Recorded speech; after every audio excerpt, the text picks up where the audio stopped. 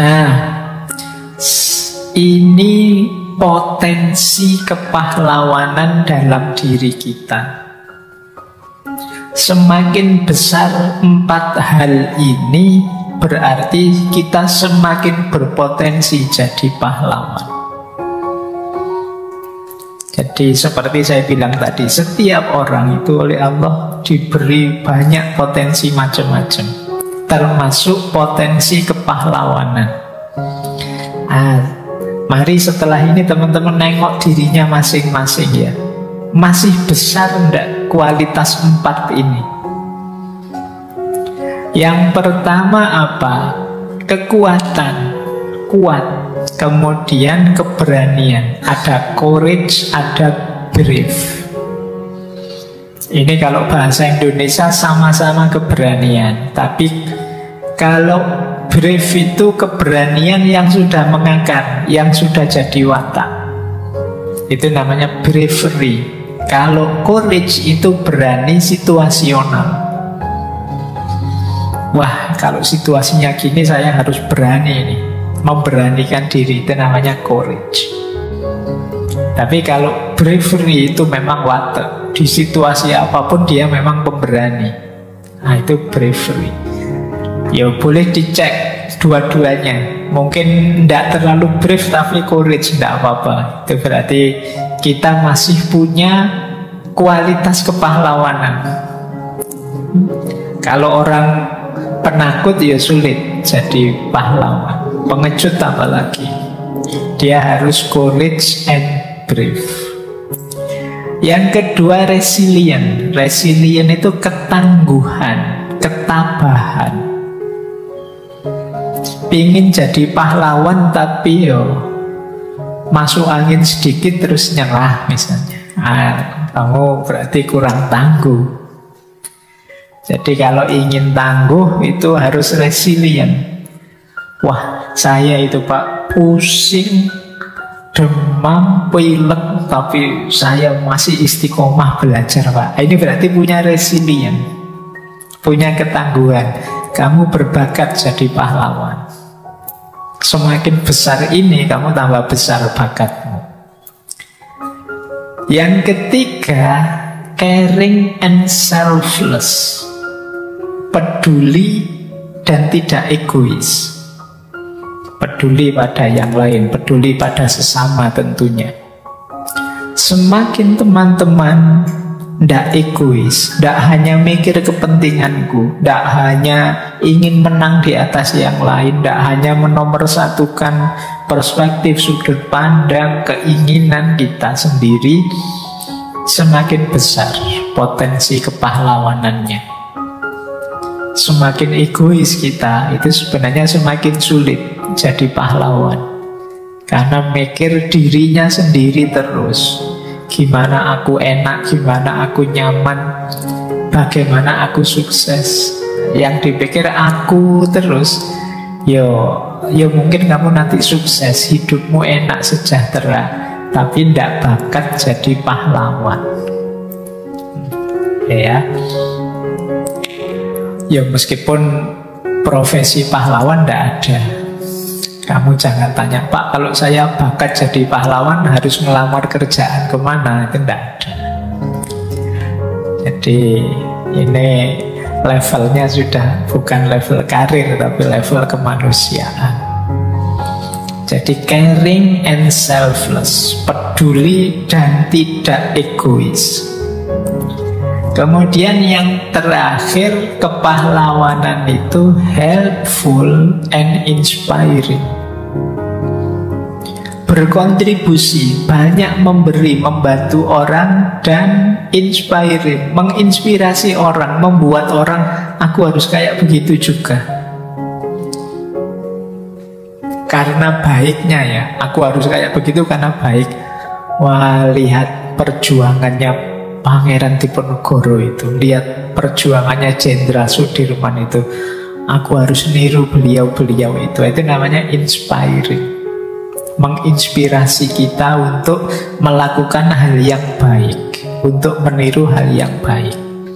Ya tidak hanya pahlawan-pahlawan besar, mungkin pahlawan level guru kita, level orang tua kita, level tetangga kiri kanan yang patut ditiru, itu termasuk potensi kepahlawanan.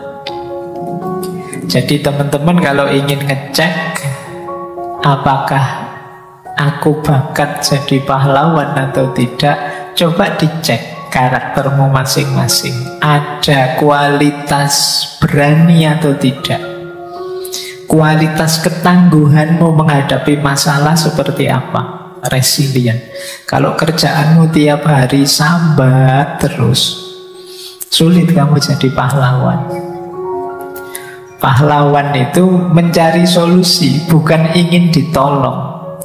Orang sambat, apa bahasa Indonesia nih sambat gitu? Oh iya, nanti yang tidak Jawa mesti protes, apa Pak sambat itu? Mengeluh. Ya, jadi orang mengeluh terus, ya sulit kamu jadi pahlawan. Mengeluh itu berarti kamu kan sedang mengabarkan ke yang lain, tolonglah aku. Ingin ditolong, entah siapa yang bisa nolong, tapi itu menunjukkan kamu tidak bisa menolong dirimu sendiri, makanya kamu mengeluh. Nah, perlu kualitas resilient ini. Semakin kamu tangguh resilientmu, ketabahanmu, ya kamu semakin bakat jadi pahlawan. Termasuk caring and selfless, peduli dengan yang lain. Aku capek, tidak apa-apalah asal kamu sehat. Aku repot, tidak apa-apalah asal kamu nyaman misalnya. Itu caring and selfless. Ya, peduli. Tapi untuk kepentingan yang lainnya, bukan untuk kepentingan sendiri. Kalau untuk kepentingan sendiri ya masih egois, namanya bukan pahlawan. Kamu kok mau-maunya repot, tak suruh macem-macem mau. Ya, siapa tahu kamu nanti jadi seneng padaku misalnya. Oh, itu ada pamrihnya. Kalau kayak gitu ya nggak jadi pahlawan. Basa Jawane wurung ora sida dadi pahlawan. Kalau pahlawan ya bukan kepentinganku, tapi tetap kepentingan yang lain. Dan yang terakhir, helpful dan inspiring. Kita lanjutkan. Nah, ini sifat-sifat yang perlu dilatih oleh seorang pahlawan. Kalau tadi kan potensinya, kalau ini aktualisasinya. Apa yang harus kita aktualkan? Yang pertama, daya empatik kita. Semakin canggih kita berempati, semakin mudah kita jadi pahlawan. Empati itu memposisikan diri kita di posisi orang lain. Baik persepsi, pemahaman maupun perasaannya. Empati itu, kalau aku jadi dia, mesti aku sesedih dia. Itu empati. Kalau aku jadi dia, bisa aku bayangkan betapa sakitnya hati ini. Itu empati namanya. Jadi hidup ini masih enak kita jalani bersama kalau ada rasa empati. Semakin lenyap rasa empatik ini, semakin panas hawanya hidup ini. Kenapa sih belakangan rasanya kok mudah sekali kita konflik, mudah sekali hawa panas ini tersulut. Kita ngeritik orang sumbu pendek, kita sendiri sumbu kita sering pendek. Kenapa begitu? Daya empatik kita itu mungkin semakin kecil. Kita sulit memposisikan diri di posisi orang lain. Kita memanjakan ego kita. Kenapa kita begitu teganya membuli orang, maki-maki orang, menjatuhkan orang? Karena kita tidak mampu memposisikan diri seandainya aku yang dibully, dicaci maki, dijatuhkan orang seperti itu, rasanya gimana ya? Kalau kita mampu begitu, mungkin kita akan berpikir 2-3 kali sebelum membuli orang, menyakiti orang. Nah, ini daya empati. Jadi empati kita harus kuat. Ya kayak gini misalnya, kalau saya hanya mikir saya saja, saya ngomongnya cepet-cepet dan selesai, kamu paham apa enggak, peduli amat, itu saya enggak empatik padamu. Tapi karena saya mikir, oh ini peserta ngaji ini macam-macam, ada yang memang S2 filsafat, tapi ada juga yang tidak ngerti apa-apa tentang filsafat, ada yang cuma pingin jalan-jalan nongkrong di sini, ada kan macam-macam. Iya, loh itu kan saya harus menerapkan yang sekiranya bisa nyaman untuk semua. Bayangkan seandainya saya orang yang tidak ngerti filsafat, terus dipaksa duduk di masjid sini, duduknya di depan lagi 2 jam mendengarkan ngomong filsafat yang saya tidak paham sama sekali. Betapa tersiksanya. Loh itu saya bisa empati. Jadi, nah kalian juga begitu. Kalau daya empatikmu tinggi, itu biasanya hidupmu lebih mudah diterima orang lain.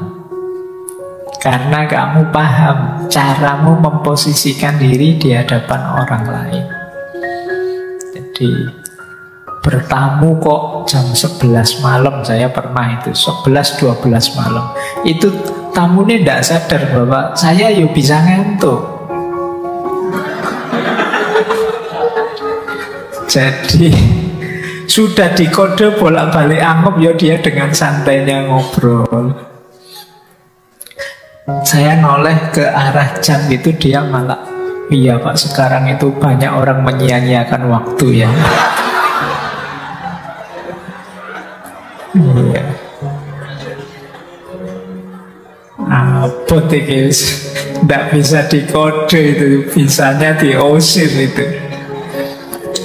Baik, yuk latihan ya, berempati. Jadi sebelum mengekspresikan apa yang engkau rasakan, coba engkau empatik. Engkau bayangkan kira-kira apa yang nanti dirasakan orang kalau ini saya ekspresikan. Jadi saya tahu dia salah. Sebelum saya tiba-tiba mengungkapkan, menyalahkan dia, coba kalau aku di posisinya dia, seandainya saat ini tiba-tiba tak tuding kesalahannya, rasanya gimana ya? Nah, itu empatik namanya. Kemampuan kita memposisikan diri di posisi orang lain. Para pahlawan dulu yang berkorban sampai mengorbankan nyawa untuk bangsa dan negara ini, pasti mereka tidak mikir dirinya. Mereka mungkin mempertimbangkan ini nanti anak-anakku, generasi selanjutnya, bangsa ini. Kalau dijajah terus kayak aku gini gimana ya? Sakit seperti ini, sengsara seperti ini. Wah kok ya tidak tega ya. Biarlah sekarang aku saja yang berjuang, biar mereka tidak kayak aku. Nah ini daya empatik namanya. Jadi ini rumus pertama, karakternya seorang pahlawan.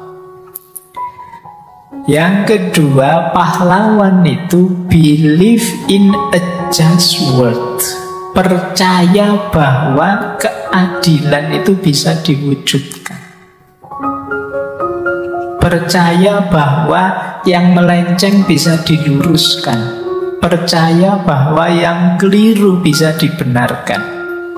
Percaya bahwa kemenangan bisa diraih. Berarti pahlawan itu cara berpikirnya optimis, bukan pesimis. Jadi kalau ada yang bilang besok kira-kira tahun 2045 kita pasti jaya, terus kita dari mana jalannya Pak, sekarang masih begini. Itu cara berpikir pesimis. Kalau kalian berpikir begitu ya tidak mungkin kalian jadi pahlawannya. Yang akan jadi pahlawan adalah yang semangat. Baik Pak, mari kita berjuang biar tahun 2000 sekian itu kita benar-benar maju. Nah, ini optimis. Tapi dengan cara berpikir pesimis kita tidak akan berubah situasi kita. dan kita tidak akan lahir jadi para pahlawan. Itu ciri kedua. Jadi percaya bahwa dunia yang adil itu mungkin. Percaya bahwa kemakmuran, kesejahteraan, kemenangan, kesuksesan itu bisa kita raih pasti. Nah ini kalau kita punya persepsi begitu, ya kita kemungkinan bisa lahir jadi seorang pahlawan. Yang ketiga, pahlawan itu mampu mengontrol dirinya.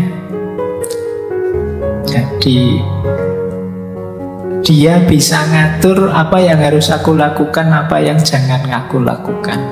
Kalau orang tidak mampu mengatur dirinya, tenggelam saja, larut saja dalam situasi, larut saja didorong, diombang-ambingkan oleh emosinya, rasa senang dan tidak senang, suka dan tidak suka. Sulit dia keluar jadi pemenang, keluar jadi pahlawan. Kepahlawananmu akan muncul kalau kamu mampu mengendalikan diri, mengarahkan dirimu untuk hal-hal yang positif. Yang keempat, tentu saja pahlawan egonya rendah. Jadi tidak egois, tidak menganggap dirinya yang paling penting di dunia ini. Kan banyak di antara kita yang cara berpikirnya seolah-olah aku yang paling penting di dunia ini. Kalau aku ndak ada, bisa kacau balau dunia ini. Kalau aku ndak ada, wah orang kiri kananku mesti nyari semua. Saya itu orang penting kok misalnya. Nah ini orang egois. Jadi menganggap dirinya lah pusatnya dunia. Nah, kalau jalan itu menganggap semua orang lihat pada dia. Ada enggak yang merasa begitu? Jadi GR Carpe Diem. Wong enggak ada yang muji, juga enggak ada yang tapi dia merasa wah orang-orang mesti kagum padaku ini. Wah orang-orang mesti ada. Kalau ada yang suka merasa begitu, bertobatlah. Oke, iya. Ya kalau kalian lewat di depan mereka, mereka lihat kamu, ya wajar saja mau ada yang lewat. Tapi ya tidak harus kamu kegeeran. Oh ini mesti kagum padaku ini, mesti ya enggak, cuma ada orang lewat dilihat saja kamu GR begitu. Jadi yuk latihan ya, meminimalkan ego.